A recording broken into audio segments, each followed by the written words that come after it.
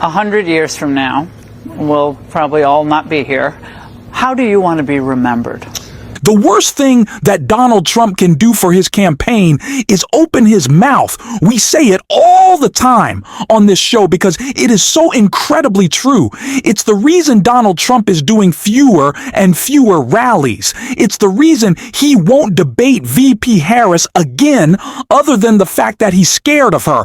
And it's the reason why we see him only do softball interviews with podcasters, comedians, or the Fox Propaganda Network. But somehow, Donald Trump found a way to grew up an interview with Laura Ingraham on Fox, the most softball of all possible interviews, because he has lost it so much, because he is so deranged, and because for some reason, Laura Ingraham decided to start fact-checking Donald Trump. I was as surprised as I promise you will be, because Laura Ingraham called Donald Trump out to his face.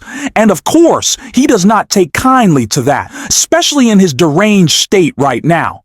So he just melted down through the entire interview after that fact check, and I want to get into that. But before we do, if I could quickly ask you to leave a like on this video, and if you enjoy our channel and want to be a part of this community that we're building, hit that subscribe button. It really goes a long way now. Let's get into this incredibly weird first clip from Donald Trump. There who, maybe don't like this tweet or this joke or this nickname.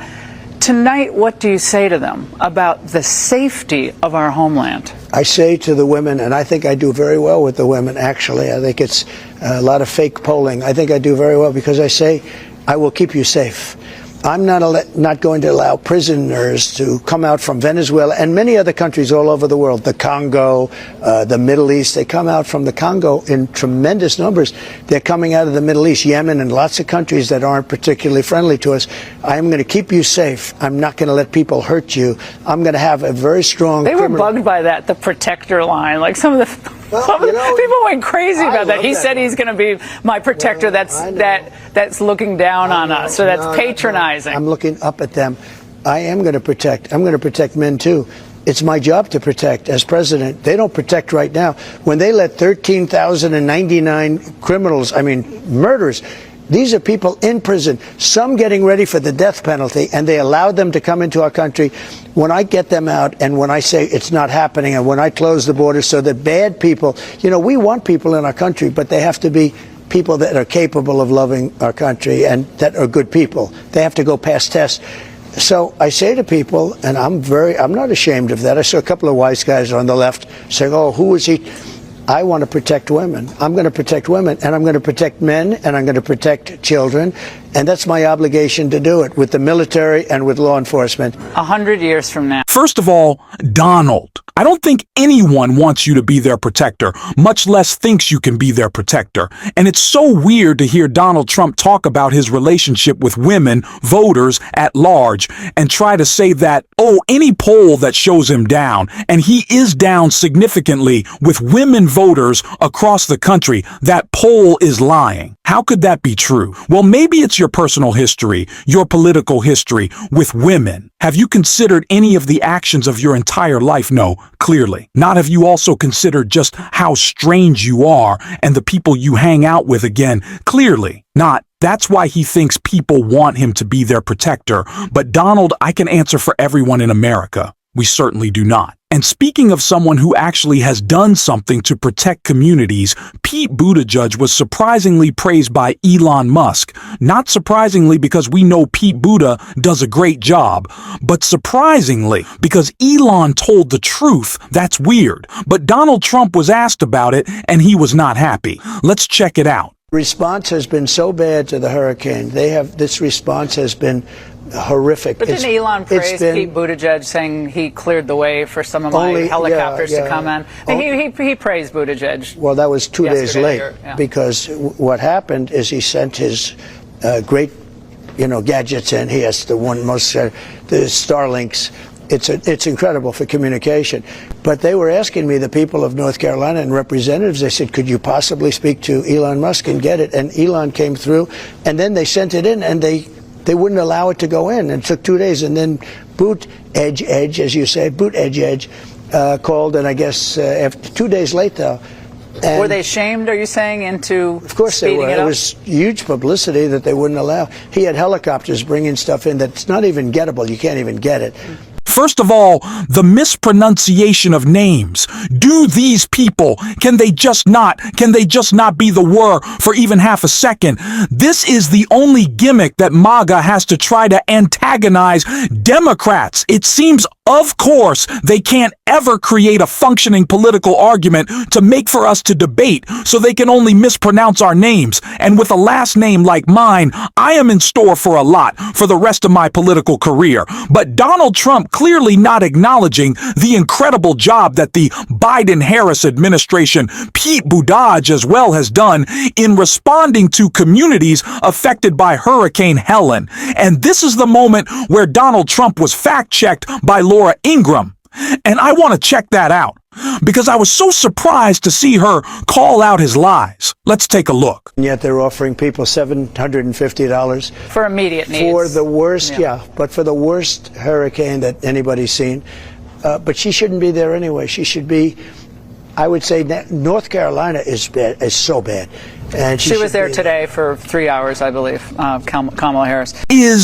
Is anyone else stunned? Let me know in the comments. I know that wasn't like the hardest fact check ever by Laura Ingraham, but it certainly was something, and you can see just how upset and taking a Donald Trump is. I know how upset he gets when a Democrat appears on Fox, just appears on a show, or when an ad for VP Harris is run by the outlet. And so getting fact checked by Laura Ingraham, I'm sure drives him crazy, because he wants his personal propaganda network to always be propagandizing for him. And so when that's not the case, it really upsets him. But I don't want to compliment Lauren Ingraham too much, but I guess good job on that. We'll take what we can get. But of course, there was more nonsense spewed out of Donald Trump's mouth through the rest of this interview, in which he melted down. So let's take a look. But more importantly than that is they don't have the people. They're not doing it. It's a very bad thing. How would you do it differently? I'd have a tremendous team of people here. They don't have any people here. The people are all, I was in North Carolina yesterday. I was in Georgia. And Georgia's different. You have a good governor. He's doing a very good job. But North Carolina is a disaster. And it was also hit very hard. But they don't have the people. And they're complaining there's no people around to help. That was a horrific storm, much worse. And, you know, it's late in the season. You wouldn't think a thing like that could happen. But you have to get the people out, and they have to be out much more. I was there for the entire day, and I saw virtually nobody other than the people who were badly affected. And one man, he's got a house that's gone, and he's sitting on a rock. He's sitting on a rock. What's gone on there? You have to help him, and you have to help him monetarily also. And it's only, you know, if you look, it's Virginia, it's Alabama, it's South Carolina was hit very hard.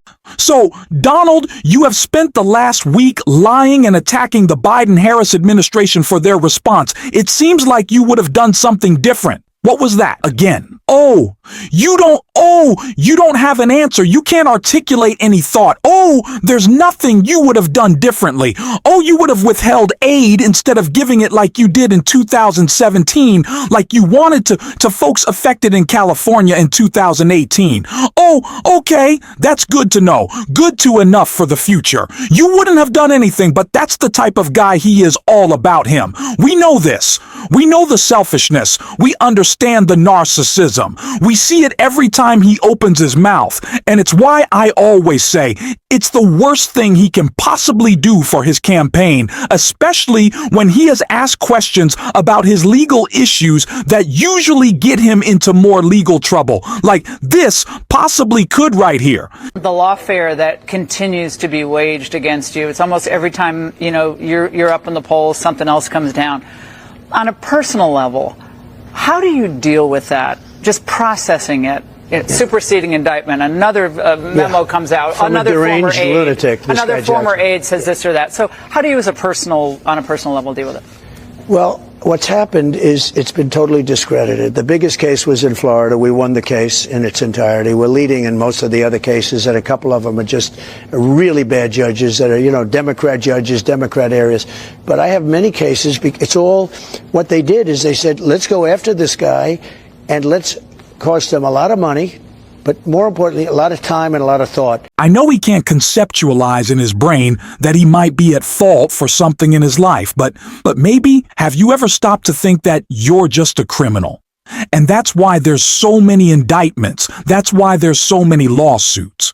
Maybe it's not Joe Biden pulling the strings of the DOJ. Maybe he doesn't care about you. Maybe he wants to do the job of president for all Americans and isn't focused on your disaster of a self all the time. Have you considered that? I think that's what it is. Yeah, I don't think he's going to understand that. Hasn't seemed to understand much, really, hasn't it?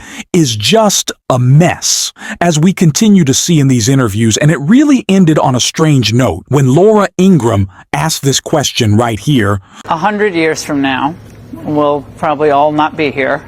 How do you want to be remembered? I think somebody that really worked hard and turned a country around that's going bad. This country's going bad. We're not going to have a country, or certainly we're not going to have a country like this. So more than anything else, I think I want to have somebody say for a long time from now and in a short time from now, he was able to make America great again. Not a surprising answer from Trump, certainly. But certainly a false answer. I can tell you how you'll be remembered. You were corrupt. You were a criminal. You attacked our democracy, and soon you will be a two-time loser of a presidential election. And we're going to keep talking about that on this show every single day. And if you want to support that, as always, you can hit that subscribe button. Leave a like on this video. And if you're stuck around to the end, drop a blue heart in the comments. And until next time, I'll see you soon.